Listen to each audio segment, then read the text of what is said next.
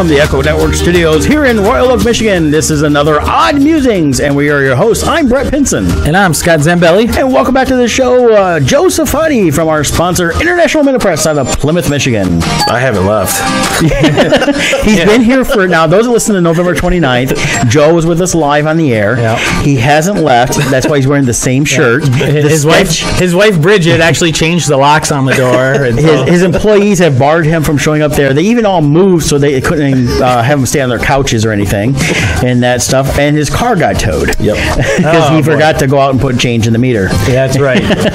But so thankfully he's here now. So yeah, and he's hanging out with us again this time. And we're going to start with you, Joe. I'm not leaving. I know. He's like, I'll be here forever. I'm now the fixture of the Echo Network. Well, we will, you know, if you keep upping your sponsorships, we'll let you stay. Yeah. Nice comfy couch in there. Yeah, I think we had another check due to us in about 6 weeks. I don't know. We'll figure it out. Like that. We'll figure it out. But my life's over. Yeah.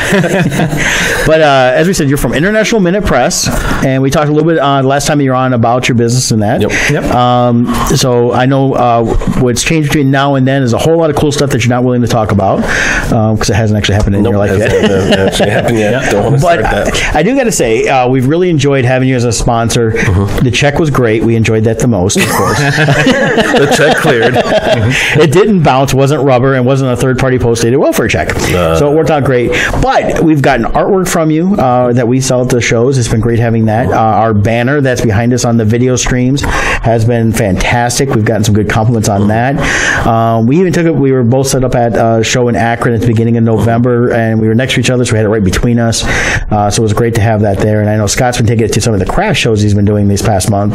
Yep. And craft shows. Craft shows are great. It's a whole new audience. You get these these housewives wandering around and you never thought anything about cool comic book art. Well, and they see this like, hey, that's pretty cool. So you get a lot of younger crowd who was dragged there, who didn't want to be there. Then they see like, oh, what's this? I want to chill here. Or husbands. Yep. So I do get a lot of people who are like, oh my God, there's actually something I like here.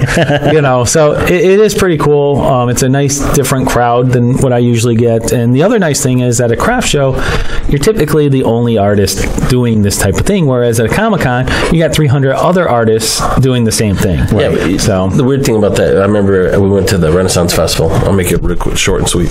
And, there's all that fun stuff there. Then all of a sudden, because one of my first gigs way back in art school was I actually worked for Wizards of the Coast, Magic the Gathering. Oh, yeah. Right, yeah. And it turned out one of the artists was selling art there that I knew and was like kind of like a small world thing. I was like, what are you doing here? What are you doing here? Yep. And it was like the weird thing was the only artist there, Yeah. So right. I totally see what you're talking about. Now, where can they find you at? I've mentioned Plymouth, Michigan, but tell us some specifics. We are located in 1058 South Main Street in downtown Plymouth. Beautiful area. We are a artist-owned and operated design, print, and promotional company, store, whatever you want to call it. We do it. Yeah. We're not like the other, we're not like the other print shops. I mean, most print shops you go in, like say, I'm not going to name them, but you walk in, I need 40 copies, they give you 40 copies, you're out. If there's a mess up, they tell you, sorry. Yeah. There's not much they can do about it. We take care in everything we do. We make sure how it came to us comes out the way or better than you gave it to us. And that's how we do it at our shop. No matter if it's art prints, mailings, promotional products, whatever it is, we make sure we do, top notch to it. Yeah. So you do basically everything from like business cards to postcards to business cards, postcards, direct mailing, art prints. You do like the magazines, the multi-layered forms. Oh yeah, everything. Step forms. We do everything. I know we talk a lot about when we mention you guys about all the stuff you do for us as artists, but I know there's a lot more that you guys do. Oh yeah. I mean, I know being artist owned, it really helps because you guys you take care in actually making no matter what it is look good. Yeah. And not be crap. We got everyone from as small as say a mom and pop place to we got people like Comcast and Boar's Head products. We do stuff for them. I mean, we no one that walks in, we don't treat any differently from a person off the street to one of our big clients. You get the same result.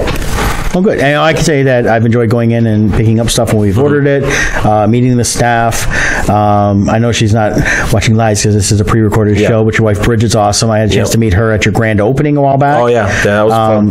That was an awesome. I was glad I had a chance to come out and hang out with you guys for that, and to meet some of your people. I know I had sent you a video a while back from when we were at Universal, the very first ad read we did, and you should have gotten that. And, got that. And I know your regional guy was kind of excited about that. Yeah. Corporate loves us because we're different from the other shops. I mean, there's a lot of shops that just a shop, but we are so like different that we're like one of the flagship stores for them. So they'll bring people in there interested in opening one, show them our store, talk to me, look at what we do. We were just put in. We just got a couple awards last week from them for what we're doing. So they're doing articles about us right now. So I mean, it's a good partnership. I mean, and you've been in business now. I know this was a particular franchise that was already in existence. But you took it over about what, 6-8 months ago? I took it over in May, and first thing I did was we scorched the earth and got rid of all the old equipment, and we got all top of line equipment, and most of the equipment we have, we're the only guys in Michigan that have it. So that's a big thing. So we actually have, and I won't name them, but we have other print shops that print through us. Right. So if they can't do it, we're like India. They'll outsource it to us. We'll do it for them. Well, one thing too, in talking with you when we have our meetings and stuff, and you're always looking to go beyond just the regular printing. You always have these great ideas, like the backlit prints, for instance, that you've talked about, which I'm hoping a certain store is carrying my stuff. I'm hoping it works out well where I can upgrade to those type of things to sell in there, because you get like that backlit movie style poster feel. It's really cool how they are, and not many people know about it, but the technology is so simple but unknown. It's the best way to describe it is if you ever see those old Coke machines when they're lit up. You can do that to your art, to your logo, to whatever you want. Right. And it's in an LED frame, so it produces no heat. Well, and you have in your shop, and I saw this on the grand opening, you had the one with that you did artwork of Jon Snow. So it's actual artwork by Joe, and then he backlit it. It's pretty cool. And I was going to take that down to put different stuff up, and then everyone was like, nope, you got to leave that up. Jon Snow's got to stay up. Can't take down Jon Snow. Especially now that winter has come to Michigan. Winter has come. Now, I haven't seen your Jon Snow. Does he look sad? He always looks sad on the. Does he ever smile in the show? It's funny. No, he's not. He's pretty serious looking. And poor Jon Snow. I thought she had a "she's your aunt" look. It was a cool commission. Someone wanted me to do a Jon Snow serious posed with holding his sword, but they wanted Ghost in it. And if you don't know who Ghost is, that's his dire wolf. That's a white dire wolf. Right. And I'm like, oh man, that's going to cost some money. How are we going to save some money? And what we decided to do is I changed the hilt of the sword from the bear to Ghost. Okay. So then it's not, you wouldn't notice at first, but when you look like, oh my god, it's Ghost. So I kept it because it was a really cool piece, and when I put it up, I just wanted to see how backlit works with black, because a lot of the picture is black. And sure enough, it pops everything else that's not black pops so much more, but the black still has like a it gives a good depth to everything. Right. Very cool. So awesome. Now and they're made all in house, by the way. Now, where online can they find you guys at?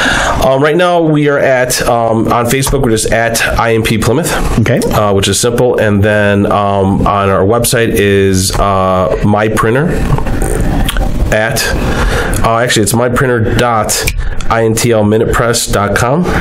And we do have a link to that on the Odd Musings website. Yep. And we are working on that because, like I said, the website was from the previous owners. We are doing a complete overhaul of the website, so hopefully we'll get that address. Well, just so you know, if you wanted to, I can reserve the name Joe Sucks, and you can go to joesucks.com, and we can just send people to that. JoeWantsMoney.com. For those that are listening, why I pick on Joe is I've known him for years. Yes. And when I ran into him, I went to his shop, and he was like, I know you. And we'd actually did a Comic-Con in Tennessee and shared a room together. Yep. He was Let's not go with that detail. Oh yeah. Well, he was like a lumberjack. Yeah, he was like a lumberjack, and his buddy was the bog creature. Yep. And they kept the entire hotel up all night. Yep. And it wasn't a good party. No, it wasn't a good party. But that's where I first got to know Joe, and then hadn't seen him for many years. And then walking in, he comes out of the shadows. I know you, and I was like, oh crap, I know you too. doing the evil. I know you. Actually, it was great that you were in the shadows because as ugly as you are. Yeah, man. I break glass. Yes. Kids cry when they see me. Kids cry when they hear your name. Come on, man. It's like the boogeyman. Safadi's going to get me. Or from, was it The Princess Bride? They're going to look and go, dear God, what is that face?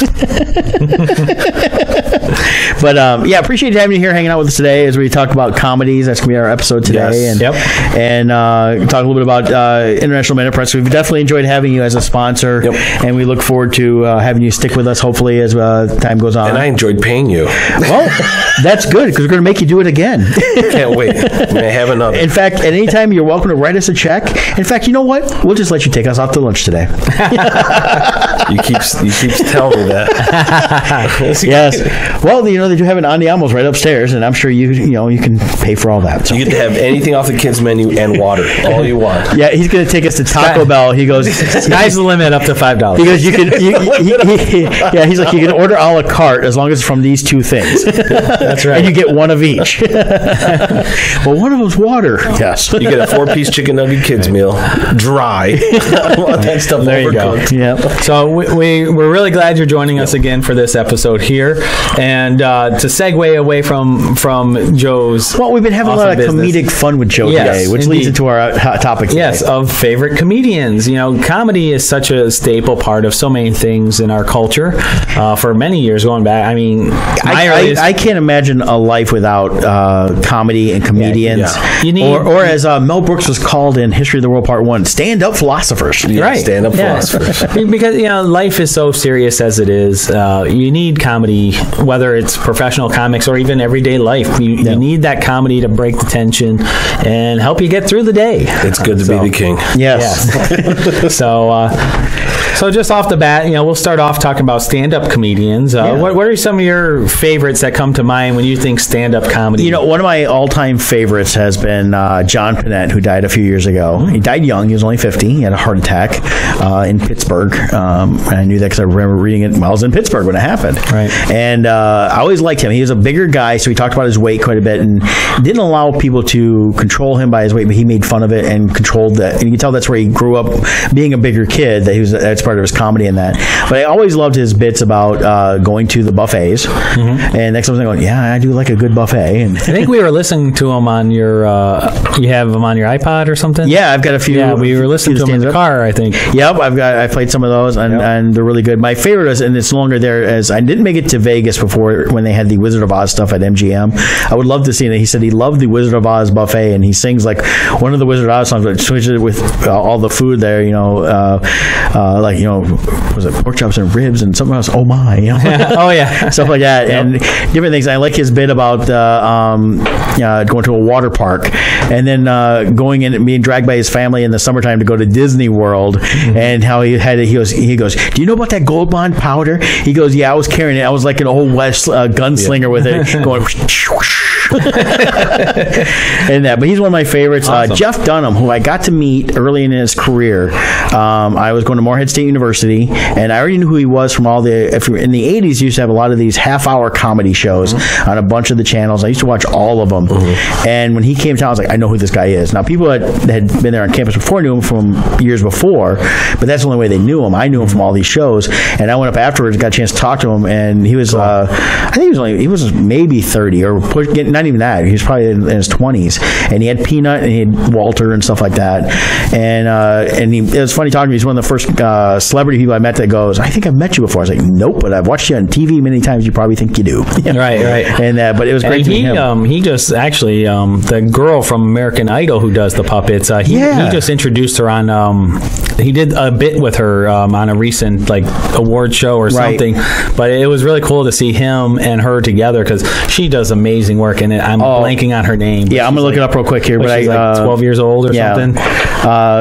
She did her Vegas show already, and I saw where she was on. I haven't watched it yet. They did Pentatonics had a Christmas special, and she's supposed to be on that. Yep, she was on that. That was last night or the night before. I saw that. Yeah, a couple nights ago, and maybe a replay or it's on demand for you guys. What's amazing about her though is not only is she doing a ventriloquist act. Yeah, Darcy Lynn. There it is. Okay. But she sings really well, and that's what it is. I think it was hearing her talk about her story on America's Got Talent. She was very shy. Right. She liked to sing, and then she got into the puppets, and that brought her out of her shyness, right? Because she could take that talent through her different puppets.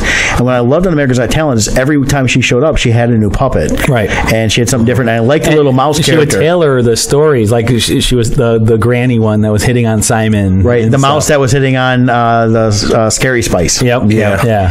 And so I thought that was great, and I think she's got and she like writes her own material. Oh yeah, it looks like, which it was great stuff. I think she's got a huge career, and what I like about her, and this is what I like about, I don't mind comedians that swear, but I like clean comedians too that can tell good stories and be funny and things like that.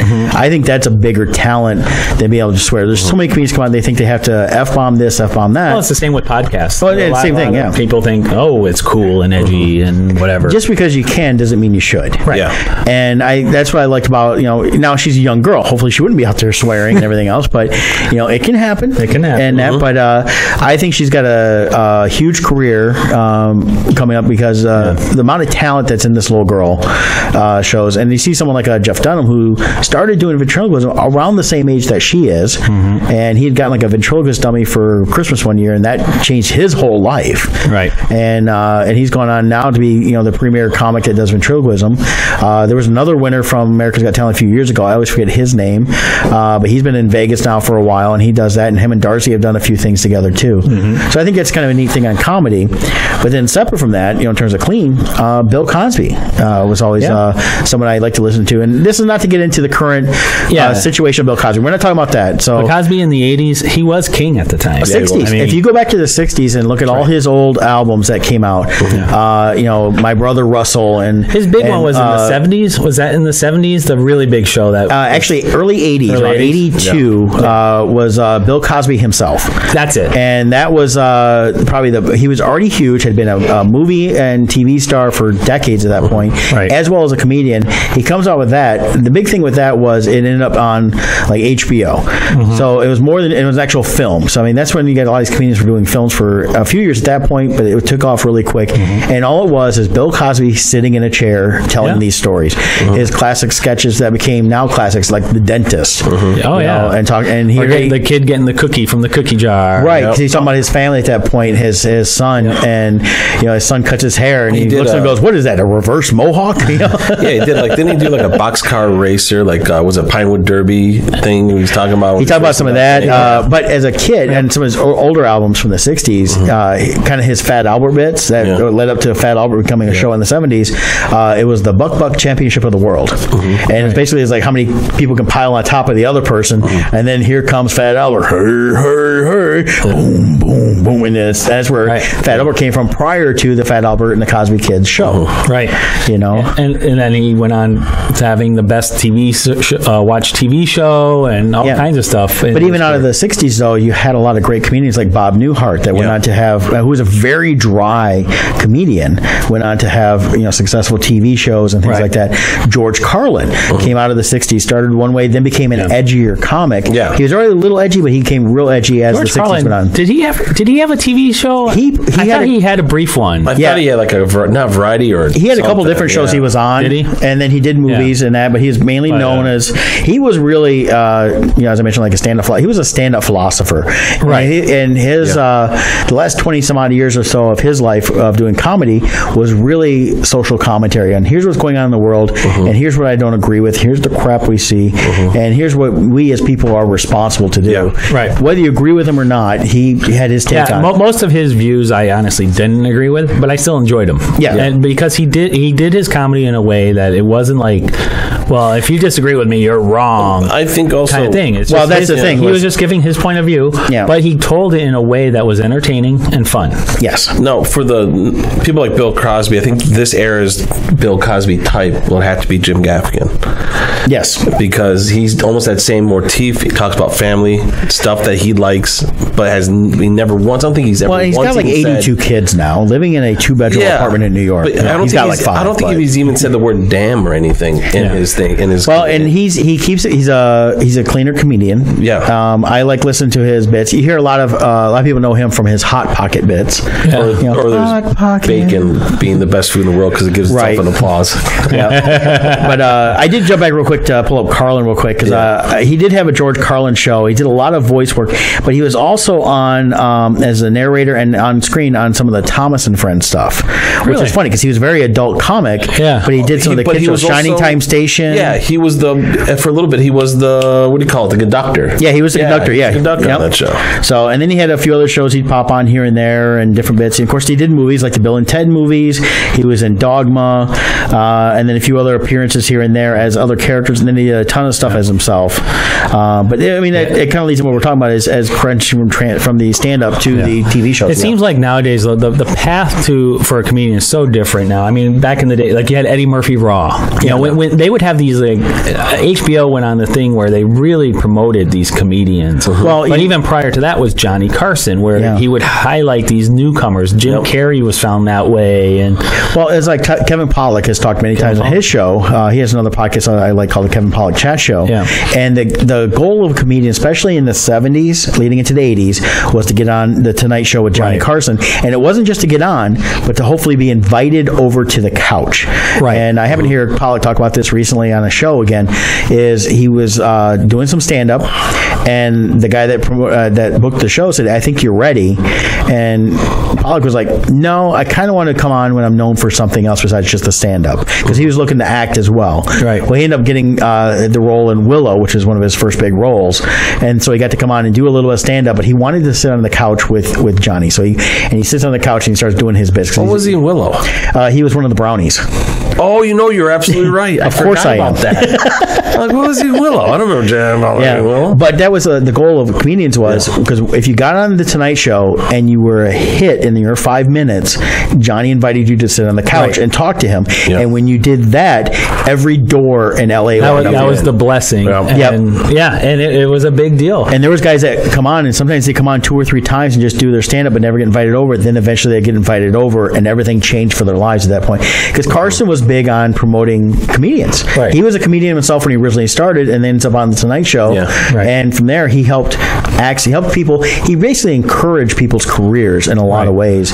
And that's where I think comedy really took off in the 70s and 80s that I saw, because everybody was building towards that. Different shows came up. Right. We had a lot more TV shows that were like the half-hour comedy hours. And I think it was like the HBO specials, though, where the young comedian specials that created huge. The superstar. I think my first HBO special I ever watched, I think it was Robin Williams. Robin Williams, he was early in the 80s. Him and Carlin were early in the late 70s doing specials on HBO. Yep. They did their young comedian special, which launched people like John Candy, which launched people like Jerry Seinfeld. Yep. You name any big comedian today that's been around since the 70s or 80s, they were probably on young comedian specials. And that was one because they did like 17 of them. I remember those were big things back before Blockbuster, where it was just individual video rental stores. You go in there, you see the comedian. They had the HBO Young series, and there was Eugene Levy and was Richard Pryor part of that series? I don't think so. Richard Pryor, he was from the 60s. Yeah, he was from before. And he started off. He was a comedian that did a lot of stuff, and he took off. He would get on TV as a comic, and then through the 70s, he started doing underground clubs. Not just clubs, but he also started. He did the Playboy television show, but then he also went on to do movies, and he was already big at this point, and he started doing basically they were movies of his stand-up. So they were like they'd film them and then release them in the theaters. Yeah, right. And they were pretty big. And if you watch his stuff, and the interesting about his stand-up movies is you went back and watch them all now. Whether you laugh or not, that's the point. Is you can see the change in his life. Because he talks about beforehand how much his life was one way, and then you can see when he gets clean and does another special. Yeah, and stuff like that. And like I mentioned, I grew up on him. I knew him first through his movies, which were more targeted towards kids and young adults. And guys like us, a lot of times with him and Gene Wilder movies. Yeah, so like, Gene Wilder, Stir Crazy, Silver Street. They were awesome. The Toy, all those things. Yep, all those, and then I found his. And then as I got older, I found his stand-up. I'm like, whoa, he's totally different in stand-up. And this is even something, but this has to do with like comedian movie and stuff.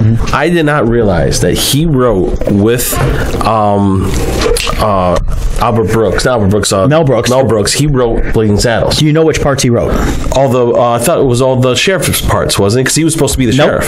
He wrote only the Mungo scenes. Only the Mungo scenes. So all these scenes that got cut, he only wrote that. See, they had a whole team that wrote this thing, and they wanted him to write all the word, using the N-word stuff, and they wanted, or that type of edgy humor. He said, no, I don't find that funny. I do that in my stand-up. I want to write these Mongo scenes. I find these funny. And that's what he wrote. And he was so all the Mongo scenes he did. The sheriff, but he got actually the problem was they wanted the sheriff. Mel wanted him as a sheriff. The studio said no. So they wanted more of an established actor, even though he was still unknown. Started coming out about his drugs habits and stuff, and they were like, that was all known. We don't want to deal with this guy. But the thing was, they felt he was a risk, mainly because they also were afraid that it would limit the audience reach. So they wanted someone that was more approachable on all color lines. And that's where we had Cleavon. And that would have been Wilder's in his first movie. Yes, honestly, together. And I'm not sure if that's where they met, but if he worked on it and he was around, they might have met Wilder, and that led to other stuff then. But yeah, Mel Brooks, who himself had done, besides writing for television and movies from the 50s on, had done some stand-up stuff. I didn't realize he did stand-up. Yeah, and he did different improv bits and different bits. Him and Carl Reiner did their 2,000-year-old man stuff for the longest time, and that started off as a bit they did at parties. Parties. And then it led to them, and he did a few stand-up things, but he was not much of a stand-up guy, but he's a comedian that went to write a lot of great stuff. I didn't even realize that Albert Brooks, no relation, he was a stand-up. I thought it was just a comedic actor, but I saw some of his early 70s stand-up where it was just ingenious. Well, you think he was a stand-up guy, went on to do movies, stuff like that. Steve Martin was stand-up, went on to do, because of Saturday Night Live and movies and that, went on from there. A lot of the stuff they did led to all these other projects. I mean, that's where we had a boon in the late 80s until the 90s of all these shows that starred comedians, from Roseanne to Tim Allen and Tim Allen, Seinfeld. Seinfeld had his huge one. Those were great shows too. They were Tim Allen. I really enjoyed too. A lot with his show and his act and all a bit about a guy wanting more power with power tools led to a whole TV show that lasted years. It's just the unashamed being a male. Comedy. But he was also another non-blue comedian. He didn't swear and stuff in his acts either. And that's why actually, if you look at he was more. I guess I don't want to say profitable, but marketing. He was marketable. Well, he's also a guy that wore a suit on stage. He took it very seriously. So he was like, it's like going to office. This is my office, so I wear a suit. And that's where you get some of these comedians. The way they dress up is because they take it seriously. And it's not just the way they used to do it, which they used to. But now it's like, no, I take it seriously. I keep this way. And then you get others that are completely different characters. You get someone like an Andrew Dice Clay, who, if everything I hear about this guy is that's his character. He's actually a family man. He loves his kids. He's got I think he's been married a couple times, but he has a new show. But his character is different from who he is. Right. I mean, he's got some of the attitudes as his natural Brooklyn attitude and that. But realistically, all the stuff he talked about was, it's not how I really am, but it's truth out there because there's guys that act this way, and people wanted to hear this. And that was also the era of shock. It was people like him came out to shock people. Howard Stern was shocking people. All these people were out to shock people, and they were creating their gigs that way. But I think another comedian he's a great character. But if you heard him not as a character, it would blow your mind away. Was Gilbert Gottfried? Well, I listened to Gilbert's podcast, and his voice is basically his voice. He exaggerates it even more than people, for that annoying part that people say is annoying. Howard Stern played a voicemail he left him, and you wouldn't even know it's him. It's something like, "Oh, hi, this is Gilbert." I'm just like, it's like this low normal. He goes, "That's his normal voice." Everything else is the Gilbert Gottfried character that he's built up over the years. Actually, what's interesting about him is he was on Wife Swap. Did you see that? No way. He is the world's cheapest man. Now, thankfully, his wife is just as cheap. So, like, for them, like birthdays, they go to the dollar store and they have like a $4 budget to shop for each other or something. Like, he's like insanely cheap. And he was paired up with he passed away, the father from Growing Pains. Alan Thicke. They were paired. They like hate each other in real life. They hate each other, despise each other, and their wives swapped with each other. So Alan Thicke, he like spends stupid money, and his wife is used to that and has to go live with Gilbert Gottfried, and he's like, well, you have $4 to spend, and she's like, what? Well, Another thing is he was on the Saturday Night Live where Eddie Murphy first debuted, so not many people knew he was on for one season. Yeah, he was on in the early 80s. Yep. He was during that transition period after the original cast left, and they had new people. Eddie Murphy, too, is another. As Gilbert has said, it was like the worst year for Saturday Night Live. Yeah, it was. I think it's been worse since then a couple times. But the ending was so hilarious for that season was that they're in the dressing room, all of them. It caught on fire, and then Lorne Michael breaks through the door thinking that he's going to save them. He grabs Eddie Murphy and leaves. And leaves the rest to die because they knew ahead of time who's staying, who's going. Right. It was no, it wasn't Eddie Murphy. It was John Lovitz. Okay, he saved John Lovitz. Oh, okay. And then everyone else was like, "What?" And he left and goes, "See you guys later," and closed the door. and they didn't realize that Lovitz met with them earlier and said, "Hey, you're coming back for the season that we know of, which was Dan Carvey and the rest of the guys." They left. That was after like '85 when they brought in like Anthony Michael Hall, and they had burned the place down. Yeah. Oh boy, and that stuff. But a lot. There's tons of cool comedians on that we can talk to. What's not funny though is the T-shirt that Scott's wearing. Ghostbusters. You skipped. Did I? That's okay. I don't have my ad copy up. Hold on. Give me a second. We can talk about my back a little bit if you want. Let's talk about Lorangers because I wasn't ready for the T-24 sponsor. I'm going to my list here. We got so much stuff. We're jumping everywhere today.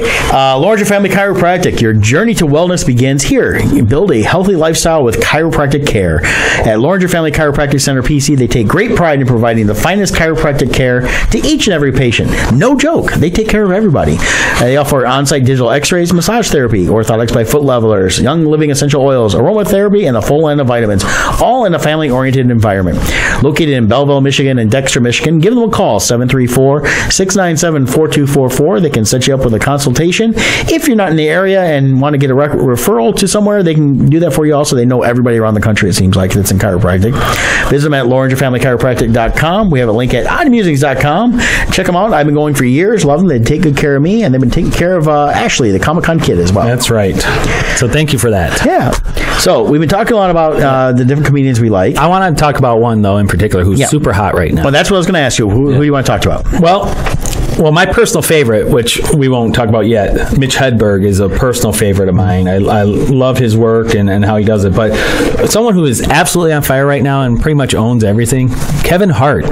He is everywhere. He is everywhere. He's also known as the Mini Rock, I believe, because him and Dwayne Johnson are doing everything together. But he's got Jumanji coming out. Oh, I'm looking forward to that. He looks great in that. Oh, he's hilarious. But even his stand-up, I really enjoy his stand-up routine. Yeah, I finally saw some this year, and what I like was, yes, he swears, but it's not all about the swearing. He's telling stories. He's telling good stories, and that's where a good comedian will last, is if they have really good stories and not just quick jokes. He's this era's Eddie Murphy. I mean, that's what he is. I mean, that's something I can relate to with him. I think he's a mix between Eddie Murphy, a little Bill Cosby. You can name any of these classic comedians. Chris Rock in there. Chris Rock, yeah. Chris Rock is another great one. But what was really funny is Dave Chappelle. Love his work too. He has a Netflix special on, and he does a bit in there where he talks about how he brought his son or daughter to see Kevin Hart, and it was like $100 for the ticket. He's like, $100? Who's this guy? Who is this guy? And then he goes backstage and he's like, do you mind if my kid meets you? And he goes in and it's like this full buffet table, and he's like, Kevin Hart's making insane money. He's like, what is all this? I really think an unsung duo, which I think is the last comic duo of it, was Key and Peele. Oh yeah, they're good ones. Yep. Yeah, which are now making horror movies. Yeah, well, one is actually it's nominated as a comedy though for the Golden Globes. Get Out is nominated as a comedy. Yeah, what? Yeah. I know. I saw it, and while I laughed, I didn't think it was a comedy. It's a dark thriller, but I think they're considering more like a dark comedy. Yeah, which I'm still stoked they're actually. I don't think it's even a dark comedy though. It's more of a commentary on certain things, but I'm surprised. To me, that belittles what it actually is. I think so too, and it was much more than that. I think it should have been comedy. It should have been in their drama category. Yeah, I'm stoked that they're actually doing a movie. They're penning the script right now for the substitute teachers. Oh, okay, yeah, both of them. So I wonder how many Aarons we're gonna have. There's the Aaron, but the other guy that walked into the inner city school. He's another one I love too. That's Appeal, isn't it? Yeah, that's and he's from Detroit. He's from here, Roseville. He grew up in Roseville. What's his first name? Jordan Peele. Jordan Michael Peele. That's it. Yeah. So Kevin Hart's got a lot going on. He's got great stand-up. Another one, comedian, and was getting into movies and that, and so he's been able to juggle both. And he sells out arenas. Yeah. Much like Dice did back in the day. Dane Cook's done for many years, still selling out arenas. Right. He's selling out arenas too. But you know what? Even bad movies that he's in, he's still good in them. Well, yeah. You know what I mean? That's what's funny. A bad movie that he's in, he's still good. Well, and the pair up with him and The Rock is hilarious. It's pretty much like twins with Schwarzenegger and DeVito. Well, yeah, that's the best part about it. Opposite, because you see the photos. I didn't realize how short he is. He always jokes about his height, but there's a picture of like Shaquille O'Neal, him, and I forget who was in the middle. Yeah, and it looks like Shaquille's like a little kid. Looks like his little. Yeah, he looks like a little kid. He looks like something that Shaquille dumped. Now, according to the internet, he's 5'4". Yes. So well, 5'4" is. I mean, he's Tom Cruise height. Yeah, he just doesn't wear the lifts. He's not tiny, but I'm just saying I didn't realize because usually I see him by himself. I think I like him a lot and things I've seen him in. I like him with Dwayne Johnson, in Central Intelligence. Yes. What I liked about it was he was supposed to be the main guy from school, stuff like that, and Dwayne Johnson played the geek that had been overweight. And then he shows up and he's all fit and he says, "I built my life around your friendship and what you meant to me." And you're and then Kevin Hart, he was the popular jock, but then life didn't go the way. No. And that's what I'm looking forward to seeing Jumanji, because I love the trailers. And he's sitting there he goes, well, and Dwayne's like, you go in there and get him. He goes, I'm wearing a backpack. You don't get the backpack wet. I honestly think I'm going to like this one far better than the original Jumanji. Well, as much as I love the original with Robin Williams, they do pay tribute to him though. Yes, but the beauty of this is they weren't trying to remake that film, which originally it sounded like they were going to. I'm glad they didn't. This is it's our own take on it. And you get to go to the Jumanji universe more, and so we're going to see a whole different aspect of what this could be. And the beauty of it is we've got some great actors involved in it. You've got three main comedians. You got Jack Black, who did comedy as Tenacious D. Yep. You've got Kevin Hart, and then you've got Dwayne Johnson, The Rock, who is a comedian performer himself because of wrestling. And it's not making fun of wrestling. It's the fact that he could do the bits to make people laugh. And then we have Amy Pond, who is just gorgeous. Yes, who makes fun of herself in the movie, which is great. I do love the premise though, that they're completely different people in the real world, and then they're getting these different bodies. Jack Black's a hot blonde. The Rock was a skinny nerd. Right. Kevin Hart's a very tall, big jock. He becomes this little short guy. He goes, my legs are too short. I can't run very fast. Hop on my back. Come on, let's go. I think it's going to be hilarious. I'm looking forward to going to seeing this. I think is cheese or something. Like everyone has the pros and weaknesses. Cheese or something. Yeah, he eats the cheese and it blows up. It's like, don't eat the cheese. So I like Kevin Hart a lot, and he's definitely one of the top comedians today in terms of everything, as well as other one out there that's really big, and doesn't do a lot of movie stuff. Has been on TV and that stuff, but it's Fluffy, Gabriel Iglesias. Who? Fluffy. Oh, I know who you're talking about. Oh, yeah. Yes. I'm fluffy. I'm not fat. I'm fluffy. Yeah, Iglesias. Yeah, he's got great bits, and he was in the Magic. I don't know how you know about his bits, but I don't know about his twigs and berries, but I know about his comedy bits. You know something weird too, which I don't know. He's like disappeared, and we need him like right now, especially with what's going on. Is Louis Black? I mean, right when. Well, he still had some. I've seen stuff come out here and there. He's not putting out as much as he used to. Trump became president, he hasn't come out with anything new. He's been doing more stuff online with that. Has he? Yeah, I think he's just. I think he's working on a new special. Mm-hmm. And I want to say I heard something about him working on some stuff. I saw him live. He's been touring. He's toured not that long ago. I saw his name pop up a couple times, and yeah, he's funny. In fact, we were talking about him earlier this morning. Yeah. And I watched Accepted not too long ago with Justin Long. Not a great movie. It's still kind of funny. Mm-hmm. And I liked the bit with him at the end when he's telling these kids, like, the next 4 years is the best time of your life, and after that you're effed. Yeah. We saw him live at Soaring Eagle, and he, without a beat, I mean, he's on TV, you see him in live, just the same. Well, he's also one of the guys that can jump between things, and if he's getting heckled, he can handle it. Oh yeah, and it's fun when you have a comedian who can really handle a heckler too, because it's so funny to see them thinking on their feet like that. Another great one, which Brett brought up this morning, which I was shocked that it didn't pop in my head right away. Rodney Dangerfield. Oh my God, yeah. Oh, he Back to School was so awesome. That movie. He was my 80s. When I think of the 80s, I think of Back to School, Caddyshack. Well, and his humor, it always reminds me of my grandpa, because he would always have like that type of a sense of humor, about get no respect, and you know. Well, and he also was a champion for stand-up. He was one of the first guys to open up a comedy club that was a comic. Yep. He had Dangerfields. Yep. And he brought everybody in that was up and coming to existing people, and everybody. And his bit of "I get no respect." He's probably still to this day, even though he's been dead for several years, one of the most respected comedians out there because of the fact that he championed stand-up comedy. That was the place because I think that's where Rosie O'Donnell got her start. It was Dangerfield. Roseanne Barr got to start there. But you had a lot of people come through that were older comics too. Joan Rivers, a stand-up comedian in her own right. You know, she was friends. They all came through a lot of his clubs too. Which famously was good friends with Johnny Carson until she got her own show. Yeah, and Johnny Carson kind of excommunicated her and never talked to her again for the rest of his life. That was a tough thing for her too. Talking about I think another comedian too, if we're in that kind of genre. I think Don Rickles.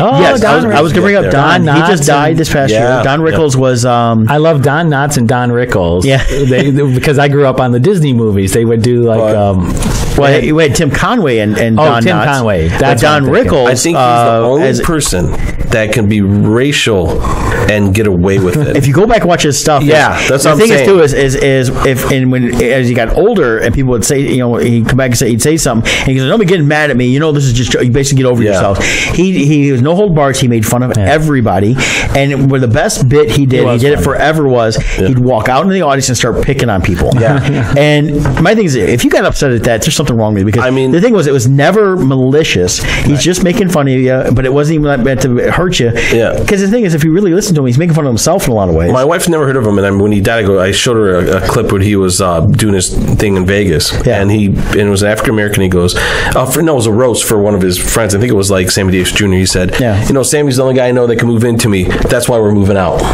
and my wife's like, "Oh my God, I can't believe he said that." I'm like, "I can't believe he did it," but you know what? He gets away with it. If you look at comedy back then versus some of it now, you could say stuff like that because people knew it was a joke. It wasn't meant to be hurtful. It was everybody was talking about different things, and they were actually making fun of race relations. Right. You know, that's and like making fun of racism. All in the Family. You know, things because of political correctness nowadays. They shut down so much things where comedy would talk about things that wouldn't, like Blazing Saddles, things like that. They used it as a way to mock it and put a spotlight on it to show how ridiculous it is. But now, because nobody can talk about it, it's like almost like you need comedy to be able to showcase. I guarantee you, if Blazing Saddles came out now and not then, it wouldn't be. People already started. It wouldn't be funny. No, it wouldn't be funny at all. But like I read, there was a petition to get it off the air it was on some network recently, and people were like, "Oh, I can't believe this is on." It's like. But if you really pay attention, you have a group of people like, "Oh my God, it's a black guy coming in. He's going to be our sheriff. We hate that." And then as he starts, ingraining himself into the society and they get to know him, things change. I mean, even different lines like the old one brings his own pie. She goes, "You have the courtesy not to tell people I did this." I mean, that was the old way of race. But you had to talk about this stuff. You had to make fun of it, and doing it in a comedic way opens everybody up to different things. Don't get me wrong. I mean, there's racist and then there's comedic, and and then there's wanting people like Joe to live next to you. But if you can make people laugh about something, you're going to break through instead of just making it on. Well, how many comedians out there? There's umpteen comedians that say the same thing. When I was a kid, I was bullied, so I turned to comedy to make people. And when I made people laugh, they left me alone. Of course, now they all are on an anti-bullying campaign because they want to get rid of future comedians. They don't want them to have the hardship to turn them into awesome. That's the thing. We need to start. Comedians. You need to start picking on these kids at school so you can have some comedy when you grow up. That's right. Now I'm going to get hate letters. Now, then let's go into even older category. You had people like Lucille Ball. Yes. She had I Love Lucy, and her as a comedian though, she was always an actress comedian. Correct. And she got her start in the 30s. And actually, if you go back and look at her whole picture, I always thought she was an attractive woman. Really, when she was younger, she was gorgeous. She wasn't always a redhead. No. She turned to the redhead because it actually gave her more of a character. I think her natural color was blonde. Yes. She was a blonde. But she did stuff like she did some of the old Stooges shorts. Yep. And things like that. And if you go back and look at the old comedy that brought up people people that we knew more on TV, a lot of them did either vaudeville or old comedy shorts between like the Marx Brothers, the Stooges. But she really broke Burton Mill. Milton Berle. I might be wrong, but I think the first comedian in that era where Lucille Ball had his own show was Danny Thomas, wasn't it? Well, actually, you had Milton Berle. Well, Milton Berle, yeah, and that but that was before Lucille Ball. Yeah, that's before Lucille Ball. And then you had and Milton Berle was you like had your show with Sid Caesar and brought in a lot of those, and these were all but they were actual shows. I'm thinking like a sitcom, like but an actual sitcom. I think it was Danny Thomas. Probably Danny Thomas. Yeah, I can see that. But with Lucille Ball, she really helped open the door for so many that led the way for like Carol Burnett, who has a 50th anniversary thing. Yeah. And at the airing of this podcast, it's already aired on I want to say CBS, and it was on December 3rd. And so go and look for that one. It's a 50th anniversary. It's 2 hours long. I saw one. I remember they did the one. It was like 25th, either 25th or 30th, because they still had Harvey Korman was still alive, and they had him on there. And him and Tim Conway were just sitting there, and Tim Conway turns and goes, "Have you taken that new Viagra?" So this shows when it was, and he goes, Corman's like, me taking Viagra is like putting a brand new flagpole on a condemned building. Network television jokes, I can say it on there. But that shows the comedian. I love the Carol Burnett show. In fact, and Carol Burnett she credits a lot of stuff to like Lucy and shows like, cause she did some of the early the Lucy shows in the 60s. Because after I Love Lucy continued to do different series, like Here Comes Lucy, the Lucille Ball show. Popped up. She is still the reigning queen of comedy television. Nobody has done anything like she's done, and I don't think anybody ever will. I think another big show back then that was like revolutionary was Laugh-In. Laugh-In in the late 60s was another variety show that showcased everybody, but definitely comedians. And it was the first thing for Robin Williams. That was the first televised thing. Yeah, it's dated, so dated. Though. It is dated. I happened to catch an episode like 2 weeks ago. And I was just like, I had to actually watch it, and she's like, "What is this?" It was counterculture television. So they dealt a lot with the hippie movement, the counterculture movement that was going on in the late 60s into the early 70s. I think that's also why it ended, because they were something. But then also had other shows around that time that were also kind of counterculture, but dealt with comedians like the Smothers Brothers. They were big, and they were stand-up comedians that played music and still to this day do stuff. And they got canceled not because of the show; they got canceled because of the pressure from the people they were talking about. Yeah, they were forced off. What I used to watch, remember Sha Na Na? Oh yeah. They were on. They had a half-hour show. It was a musical show of Sha Na Na. And he had Bowser. Yeah, he had the deep voice. And he would always flex his bicep. But he had no bicep. He'd bite his fist all the time too. Like, He's like, and he wore the black muscle shirt. He got. It was like he was super skinny.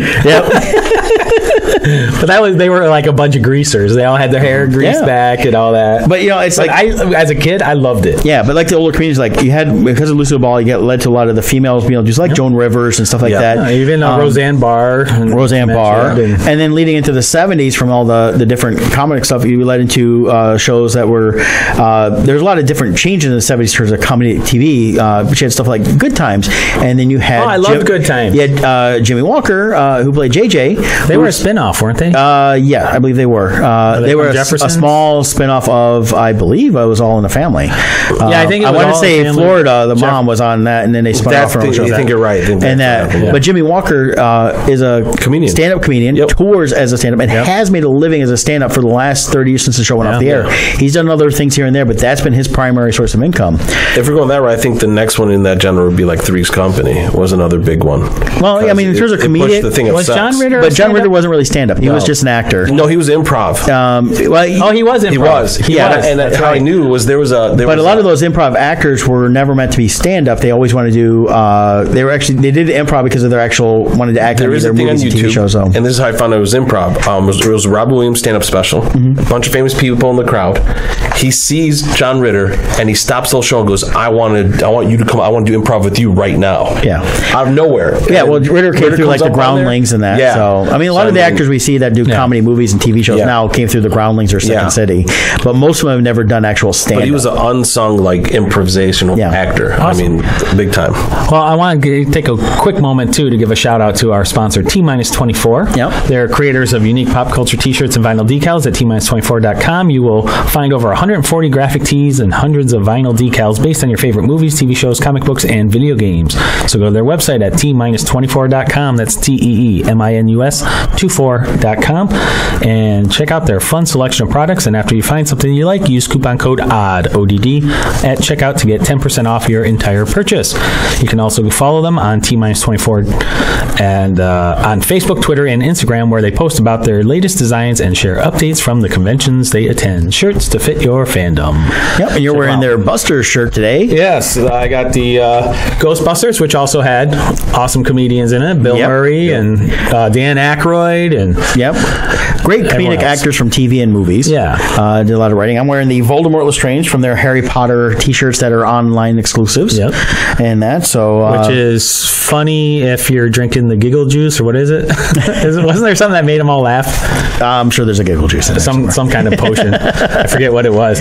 But check them out. You won't be disappointed. I want to give out, on a separate topic, it doesn't fit into movies or stand-up, but we also have Weird Al. Yes. Yeah. He's I got to meet him in Denver this year. I love Weird Al. He was there doing autographs. I drew up a quick picture and just took it to him because I couldn't afford an autograph because it's been a rough year for shows for me. But it gave me a chance to actually just meet him and thank him for all the years of comedy. Because I remember hearing him back on the Dr. Demento show. Yeah, Dr. Demento, as we were talking off air, that was really the start for me as far as the parody. Back then you only had radio, and Dr. Demento was on like midnight or something. It was late. Yeah, some late. I remember we used to tape them. My friends used to tape them. We used to trade them and listen to certain That's where you would hear songs like Grandma Got Run Over by a Reindeer and all this. And Weird Al came on. But where Weird Al really separated himself from that pack of parody songs is he understood the power of video and MTV. And he took advantage of that to not just make parody songs, but make parody videos. And that's where he launched himself to a whole his CD, or actually back then it was tapes and albums, sold okay, but not much. Right. But as soon as he popped up on MTV, it exploded, and his tours and everything exploded. Oh, yeah. And still to this day, where this next year, he's actually doing another tour, but he's scaling it back instead of doing all the costume changes. It's going to be more almost like an acoustic set. Well, and he also understands how the industry's changing. Like he said, he's getting away from making albums now because everything's YouTube driven. And now he's releasing things as individual songs because he's like, I do topical subjects. By the time you get done with an album, 10 people on YouTube already created other songs. He's like, so you're already too late. So he's changing. He sees the writing on the wall of how the industry's changing. But I think you can get Dr. Demento on iTunes. I think they have the whole collection of all of his films on iTunes. I know they had a CD collection I saw years ago, and a lot of great bits from way back in the day. Oh my God, classics and that stuff. So I love Weird Al. Yeah, Weird Al's great. I got to meet him in person too, and he's because you've trooped at his concerts. Yeah, for those who don't know, when you go to a Weird Al concert live, at the end of the concert, he does his Star Wars songs, and you'll have the 501st come out, and the Stormtroopers, and Darth Vader. Sometimes he has others, but he prefers the regular Stormtroopers and Vader. I'm being 501st. I've been on stage with him for a couple concerts. We come marching out at a specific time, and we have a certain choreographed routine we do to the American High song. Are you guys switching your armors? Are you guys still the traditional classic Stormtrooper outfit, or you guys switch to the way Force Unleashed looks? It's all of them. It's all of them. It's all mixed. All of us have our own. We have people in our. There are people that build the current stuff, and people that do the original TKs. I'm an original TK myself, but prefer the original TK. We have First Order troopers too, and we have clone troopers and everything else. But yeah, it's a blast getting to go on stage with him, and it's fun. So go to a Weird Al concert if you can. He's always touring, so check him out this. Speaking of Star Wars, as we're getting ready to wrap up, I know next week is our Star Wars episode. Yeah, this is opening tomorrow. When you guys are listening, if you're listening to this on the Wednesday the 13th, that tomorrow Thursday is preview night, and then this weekend is Last Jedi. Typically 7 p.m. I think they start on Yep, Thursday I've night. got a 8:30 ticket. I'll be taking my sister Nice. because I'm at the airing of this episode. I am in Florida. I am predicting that today's weather was a high of 80 degrees with a wind chill of 80 degrees. All right. So, Yeah, and I am predicting that I will love Star Wars. oh yes, I'm going to see it a few times in the theater, as many times as I can afford to do. I typically see it. and I typically see them that. 8 or 10 times. Yeah. I'm predicting that. I it's saw gonna be Rogue dead to One me. 5, but I saw Force Awakens probably like 9 or 10 times, and I'm going to try to see this one. But I have a feeling I'm going to want to see this one multiple times. Definitely. The film's going to be dead to me because there's no Lando. No Lando. No me. That's all right. You can hear the things that he says about you. But definitely, so tune in next week for our spoiler-free Star Wars episode where we talk about our love of Star Wars. Yep, we'll talk about Star Wars from the beginning, our childhood. It's a pre-recorded everything else. show again. Just so you guys know, the video was stolen by Rebel Incursion, but there is video with the audio still on. It's going to be on the Facebook and YouTube at Correct. 10 a.m. next Wednesday, as well as streaming on the audio through the Odd Musings and Echo Network. All I'm going to say about that, because I won't be here, unfortunately, I have to move back, is I actually have a picture of me with all 3 versions of Boba Fett, the actors. Oh, okay. Nice. Cool with that. Yeah, so Cool with Daniel the Logan, Tamora all 3 of Morrison, them. and Yeah. Jeremy Bullock. It was really cool. Awesome. Very cool. Yeah. So when you tune in next week for the Star Wars, it's got a cool video with a lot of cool pictures from Scott and I this past year, as well as Al's in there, and a little bit from for our superfan Janice from her wedding I threw in there as well. Superfan. And there was one picture of Joe, but I made sure it was a group shot outside of his store on the grand opening, so it wasn't just him, so it didn't scare you away. I still have, I got to give you that. I still have that photo from Tennessee when we went to the old steakhouse. Oh yeah, you have to get yeah, that that's a from good in there. one. Very cool. Yeah. So anything else for you, Scott? Just may the force be with you. Joe, thanks for joining us again and again. May the force be with you. We'll see you guys next week. Thanks, Jay.